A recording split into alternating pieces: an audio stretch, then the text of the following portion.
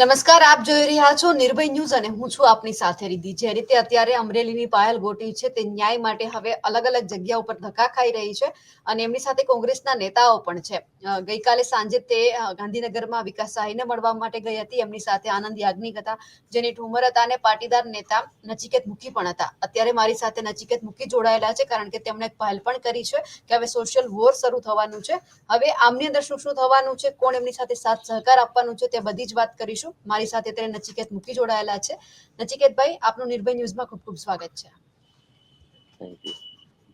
નચિકેતભાઈ, હવે તમે વાત કરી છે કે સોશિયલ વોર છે તે શરૂ થવાનું છે. હવે તમે શું કરવાના છો? ગઈકાલે અમે ડીજીપી સાહેબને એક રજૂઆતના લેખે ફરિયાદ દાખલ કરવા માટે જે સમગ્ર ઘટના બની હતી, જે અમારા જે પાયલબેન ગોટી ઉપર જે પોલીસ દ્વારા અત્યાચાર કરવામાં આવ્યો, જે ધારાસભ્ય કૌશિક વેકરિયાના કહેવાથી એ સમગ્ર ઘટનાને ફરિયાદ રૂપે ત્યાં દાખલ કરવા માટે અમે એમને અરજી આપેલી છે. એ અરજી તાત્કાલિક ધોરણે ફરિયાદ દાખલ થાય અને પાયલબેન ગોટીને અત્યાચાર કરનાર જે 2 પીઆઈ, અન્ય બીજા જે અધિકારી હતા, જે બીજા કોન્સ્ટેબલ જે હજુ આ સસ્પેન્શનમાં બાકી રહી ગયા છે, એ અને અમરેલી એસપી જે સંજય ખરાત છે, કે જેઓએ આ ઘટના પછી જે બેનનું પ્રેસ કોન્ફરન્સ કરી હતી, એ તમામ આ ઘટના માટે જવાબદાર છે. એમને તાત્કાલિક ધોરણે સસ્પેન્ડ કરવામાં આવે અને સસ્પેન્ડ કરવા બાબતે પાટીદાર સમાજને અમે વિનંતી કરી છે અને અપીલ કરી છે કે સોશિયલ વોર દ્વારા એક રાજકીય પ્રેશર ઊભું કરવામાં આવે કે જેથી સરકારને ધ્યાને આ વાત આવે અને સોશિયલ મીડિયાના મારફતે ફેસબુક, ઇન્સ્ટાગ્રામ, ટ્વિટર કે અન્ય કોઈ પણ જગ્યાએ સોશિયલ પ્લેટફોર્મ હોય એના દ્વારા એક ટ્વીટ અને ટેગ કરીને તમામ જે ધારાસભ્યો છે એમને અને આ પોલીસ અધિકારીઓને સસ્પેન્ડ કરવા બાબતે ઉગ્ર રજૂઆત કરવામાં આવે. હવે આ જે રાજકીય પ્રેશર ક્રિએટ થયા બાદ જો તાત્કાલિક ધોરણે એફઆઈઆર લેવી અને જે એમને સસ્પેન્ડ કરવામાં નહીં આવે તો આગામી કાર્યક્રમોની અંદર સોશિયલ વોર પછી ગ્રાઉન્ડ વોર ચાલુ કરવામાં આવશે અને રોડ ઉપર ઉતરવામાં આવશે અને ઉગ્ર રજૂઆત કરવામાં આવશે. અને આમની પહેલા તમે એક પહેલ કરી હતી કલમ અને કોલરની, એમાં તમને કેવો પ્રતિસાદ મળી રહ્યો છે? જી બેન, કલમ અને કોલર જે અમારી લડાઈ છે એ ચાલુ જ છે. કલમ દ્વારા જે બહેનોને અમે અપીલ કરી છે કે તમે એક લેટર લખો, તમારી આજુબાજુના ભ્રષ્ટ અધિકારીઓ હોય કે ધારાસભ્યો હોય કે જે આપનું આસપાસ ભ્રષ્ટાચાર કરી રહ્યા હોય એમને એક લેટર લખીને અને તમે પ્રાઇમ મિનિસ્ટરને આ રજૂઆત કરો. તો એના સંદર્ભે સુરતમાં બી 200 મહિલાઓએ આ લેટર લખ્યા છે અને ઉત્તર ગુજરાતમાં બી ધીમે ધીમે લેટર લખવાનું કામ ચાલુ છે કે ધીરે ધીરે આપ સમક્ષ, મીડિયા સમક્ષ રજૂ કરીશું. આખા જે અમરેલીમાં મુદ્દો સામે આવ્યો છે, હવે નિર્લિપ્ત રહીને તપાસ સોંપવામાં આવી છે. તમને આશા છે કે પાયલ ગોટીને હવે ન્યાય મળશે? બેન, આ સમગ્ર જે ઘટનાકાંડ છે, રાજકીય જે આગેવાનો, જે ધારાસભ્યો અને જે ત્યાંના ભ્રષ્ટાચારીઓ, જે ખનીજ માફિયાઓ, ભૂમાફિયાઓ, બુડલેકરો અને જે આ પોલીસ, એ અમરેલીની પોલીસ, એ બધાની સાંઠગાંઠથી આ એક સ્કેન્ડલ હતું અને સ્કેન્ડલના ભાગરૂપે કરોડો રૂપિયાનો ભ્રષ્ટાચાર થઈ રહ્યો હતો. એ ભ્રષ્ટાચારને દૂર કરવા માટે એ પાયલબેન ગોટીએ લેટર લખ્યો હતો અને એના લીધે જ પાયલબેનને દબાવવા માટેના ખૂબ જ પ્રયત્નો કરવામાં આવ્યો. પણ ગુજરાતની પ્રજા જાગૃત છે અને ગુજરાતની પ્રજાએ પાયલબેનને જે સમર્થન આપ્યું એના લીધે આજે આપ જોઈ શકો છો એક મહિનાથી અમરેલીની અંદર કોઈ પણ જાતની જે 2 નંબરનો વેપાર હોય કે દારૂ હોય કે બધી વસ્તુ અત્યારે સહેલાઈથી નથી મળી રહી. તો પોલીસ ધારે તો કંઈ પણ કરી શકે ને જો નિર્લિપ્ત રાય એ જો નિષ્પક્ષ આની તપાસ કરશે તો 100% અમને ખાતરી છે કે જવાબદાર તમામ અધિકારીઓને તાત્કાલિક ધોરણે સસ્પેન્ડ કરવામાં આવશે. કેમ કે આ જે ભ્રષ્ટ અધિકારીઓ છે એ બધા વર્દીની અંદર માફિયા સમાન છે, જે વર્દીમાં રહીને એ ગુજરાત પોલીસને બદનામ બી કરે છે અને પ્રજાને દબાવવાનું કામ બી કરે છે અને અસંખ્ય રીતે ભ્રષ્ટાચાર અને અત્યાચારો કરી રહ્યા છે. સાથે તમે ગઈકાલે ડીજીપીને મળવા માટે ગયા હતા, એમના તરફથી તમને શું કહેવામાં આવ્યું છે? ડીજીપી સાહેબે કહ્યું છે કે તાત્કાલિક ધોરણે અમે એફઆઈઆર દાખલ કરીશું અને જરૂરી તાત્કાલિક પગલાં લઈશું. ડીજીપી સાહેબે એમ કહ્યું કે દિલીપ રાયને તપાસ આપી છે, એના સંદર્ભે થોડો સમય અમને આપો. એટલે અમે અમને સમયગાળાની અત્યારે જે આપવામાં આવ્યો છે એની રાહ જોઈ રહ્યા છીએ કે સમયગાળો પત્યા સુધીમાં જો કોઈ નિર્ણય ના આવે તો આગામી સમયમાં અમે ગુજરાતની અંદર ગામે ગામ આ વાતને રજૂ કરવા માટે ગામે ગામથી પાટીદારોને ઈચ્છા કરીશું. અને પાયલ ગોટીએ એવું કહ્યું હતું કે તેમણે કૌશિક વેકરિયાને એક પત્ર લખ્યો છે કે એમને ન્યાય મળશે. પાયલબેન એમને લઈને શું કહી રહ્યા છે? કૌશિક વેકરિયા દ્વારા કોઈ પ્રતિક્રિયા મળી છે એમને?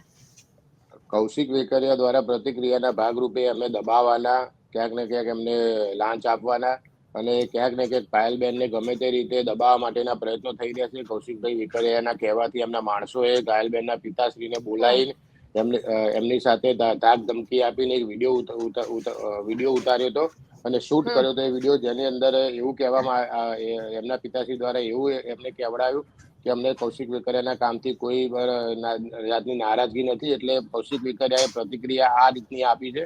એ ઘટનાને દબાવવા માટેની તમામ પ્રતિક્રિયાઓ આપી છે. હજુ સુધી એમણે સમાજની કે પાયલબેનની માફી માંગી નથી. અને જે નારી સન્માનનો જે મુદ્દો છે, જે કાયદો હાથમાં લીધો છે, એના સંદર્ભે એમને આજ દિન સુધી એક શબ્દ બોલ્યા નથી. અને એના સિવાય ભાજપના તમામ ધારાસભ્યો કઈ બોલ્યા નતા. પણ પાટીદાર સમાજનો ઉગ્ર રોષ જોયા બાદ એક પછી એક બે ત્રણ ધારાસભ્યોએ વાત કરેલ છે કે આજે પોલીસે કર્યું અયોગ્ય વર્તન છે.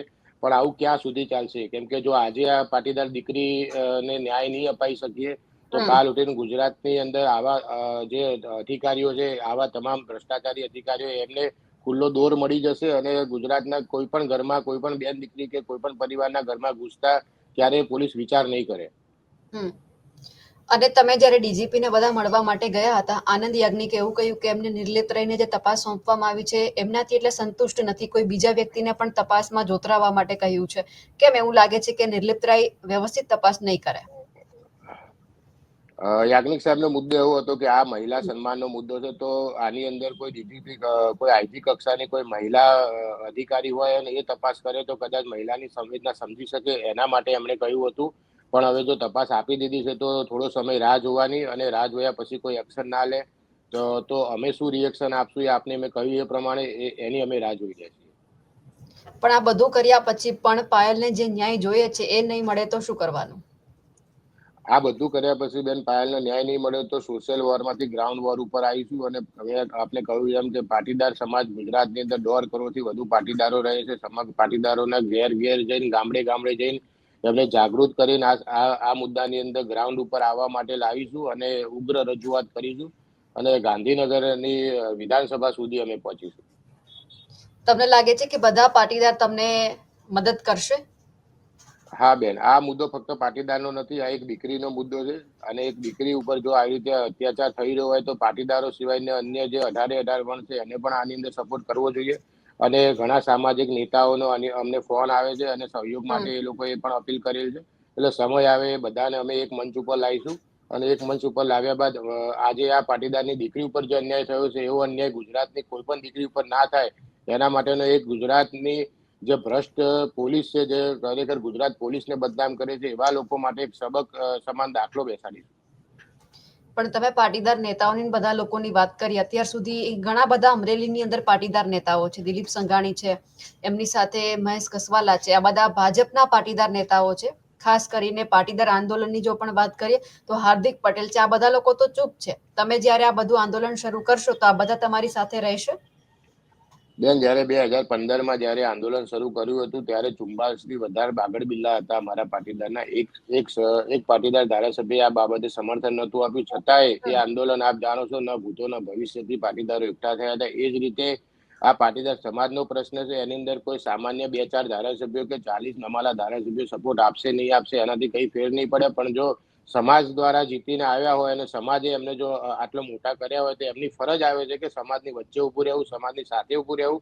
અને છતાંય જો એ નહીં ઉભા રહે તો અમે ગુજરાતની પ્રજા અને જે પાટીદારો છે ખૂબ જ બુદ્ધિજીવી કોમ છે અને એ એકતા માટે અને આ બાબતે શક્તિ પ્રદર્શન કરવા માટે જરૂરથી જોડાશે.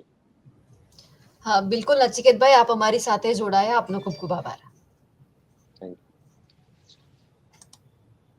તો હવે એ જોવાનું છે કે જો આવનારા સમયમાં પાયલ ગોટી છે એમને ન્યાય નહીં મળે તો હવે ફરી એક વખત પાટીદાર નેતાઓ છે તે ભેગા થવાના છે. હવે એ જોવાનું છે કે આ બધું ક્યારે થશે, કારણ કે ન્યાય માટે હજુ પણ પાયલ ગોટી, એમની સાથે કોંગ્રેસના નેતાઓ અને બીજા ઘણા બધા પાટીદારના નેતાઓ લડી રહ્યા છે. હવે એ જોવાનું છે કે પાયલ ગોટીને આખરે ન્યાય ક્યારે મળશે. અમારા અહેવાલને લઈને આપનું શું કહેવું છે કમેન્ટ કરીને ચોક્કસથી જણાવજો. સાથે જ અમારી નિર્ભય ન્યૂઝ ચેનલને લાઇક, શેર અને સબસ્ક્રાઇબ કરવાનું ભૂલશો નહીં. નમસ્કાર.